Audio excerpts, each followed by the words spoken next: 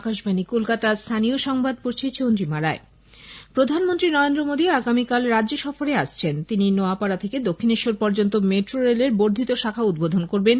এই শাখার মধ্যে প্রথম রেল চলাচলেরও সূচনা করবেন তিনি। 464 কোটি টাকা ব্যয়ে 4.1 কিলোমিটার দীর্ঘ এই রেলপথ তৈরি হওয়ায় শহরাঞ্চলে যানজট কমবে এবং যান চলাচলের ক্ষেত্রে সুবিধা হবে। এই বর্ধিত অংশে ট্রেন চলাচল করলে কলকাতার দুটি বিখ্যাত কালী মন্দির কালীঘাট এবং দক্ষিণেশ্বরের মধ্যে লক্ষ লক্ষ পর্যটক এবং ভক্ত সরাসরি যাতায়াত করতে পারবেন। প্রধানমন্ত্রী খড়গপুর আদিত্যপুরের মধ্যে 132 কিলোমিটার দীর্ঘ দক্ষিণ পূর্ব রেলের তৃতীয় লাইন প্রকল্পের কলাইকুণ্ডা ও ঝাড়গ্রামের 30 কিলোমিটার রেলপথের উদ্বোধন করবেন। আজিমগঞ্জ থেকে খাগড়াঘাট রোড পর্যন্ত রেলের দ্বিতীয় লাইন তিনি জাতির উদ্দেশ্যে উৎসর্গ করবেন।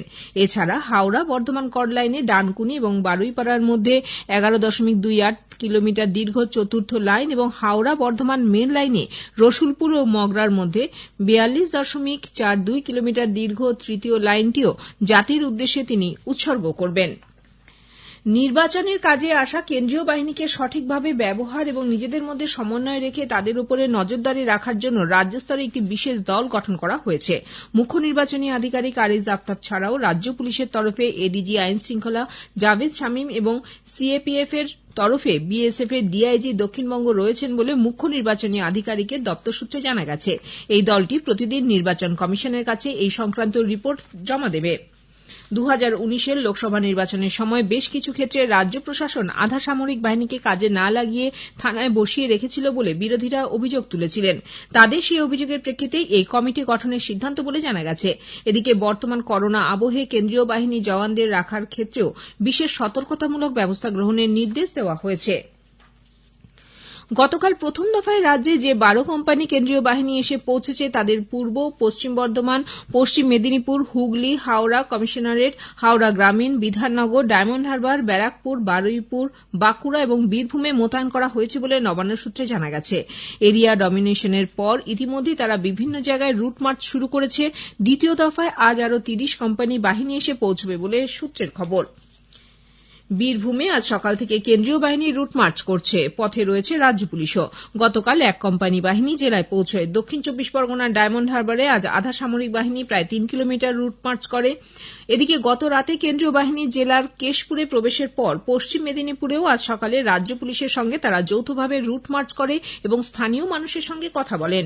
বর্ধমানে আজ সকাল থেকে শুরু হয়েছে কেন্দ্রীয় বাহিনীর রুট মার্চ। উত্তর 24 পরগনার স্পর্শকাতর এলাকা ভাটপাড়ায় আজ থেকে আধা সামরিক বাহিনীর রুট মার্চ শুরু হয়েছে। গতকাল সন্ধ্যায় এক কোম্পানি সিআরপিএফ জওয়ান এসে পৌঁছয়। নৈহাটি থানার তত্ত্বাবধানে নৈহাটি বিধানসভার অন্তর্গত গরিফা অঞ্চলেও আজ সকাল থেকে চলেছে রুট মার্চ। নির্বাচন ঘোষণা হবার আগে এরাজ্যে কেন্দ্রীয় বাহিনী আনা নিয়ে প্রশ্ন তুলেছে ক্ষমতাসীন তৃণমূল কংগ্রেস দলের নেতা শ্রীরামপুরের সাংসদ কল্যাণ বন্দ্যোপাধ্যায়। গতকাল চণ্ডীতলায় এক অনুষ্ঠানে তিনি বলেন, কেন্দ্রীয় বাহিনী আনার আগে বিজ্ঞপ্তি জারি হওয়া প্রয়োজন ছিল। এদিকে রাজ্যে আসন্ন বিধানসভা নির্বাচনে চুক্তিভিত্তিক কর্মীদের নিয়ম বহির্ভূতভাবে পোলিং আধিকারিকের কাজে নিযুক্ত করা হচ্ছে বলে বিজেপি অভিযোগ করেছে। দলের রাজ্যসভার সাংসদ স্বপন দাশগুপ্ত এবং বিজেপি নেতা শিশির বাজোরিয়া গতকাল মুখ্য নির্বাচনী আধিকারিক আরিজ আফতাবের সঙ্গে দেখা করে এই অভিযোগ জানান।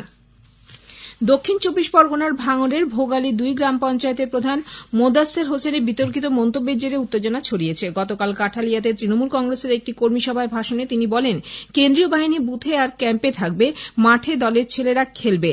যারা তৃণমূল কংগ্রেসে ভোট দেবেন না তাদের বাড়ির বাইরে বের হতে দেওয়া হবে না বলেও তার দাবি। সভায় উপস্থিত প্রাক্তন তৃণমূল কংগ্রেস বিধায়ক আরাবুল ইসলামও বিরোধীদের কড়া সমালোচনা করেন। আজ অমর 21শে ফেব্রুয়ারি আন্তর্জাতিক মাতৃভাষা দিবস। 1952 সালে আজকের দিনেই বাংলা ভাষাকে তদানীন্তন পূর্ব পাকিস্তানের রাষ্ট্রভাষা করার দাবিতে আন্দোলনরত ছাত্রদের ওপর পুলিশের গুলিবর্ষণে প্রাণ হারান রফিক, জব্বার, সফিউল, সালাম, বরকত সহ অনেক তরুণ। 21শে ফেব্রুয়ারির এই ঘটনার পর বাংলা ভাষার মর্যাদা রক্ষায় ভাষা আন্দোলন তীব্র আকার ধারণ করে।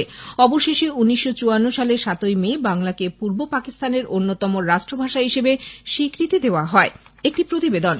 বিভেদকামী সাম্প্রদায়িক শক্তির বিরুদ্ধে গণ অভ্যুত্থানের শহীদদের শ্রদ্ধা জানাতে আজ দুই বাংলার অগণিত মানুষ সামিল হয়েছেন প্রভাত ফেরিতে, কবিতায় আর সমবেত গানে।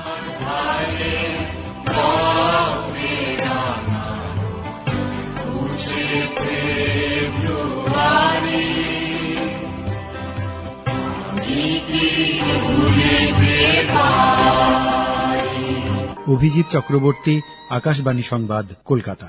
স্থানীয় সংবাদ এখানেই শেষ হলো। এরপর খবর শুনবেন বিকেল 5:10 মিনিটে।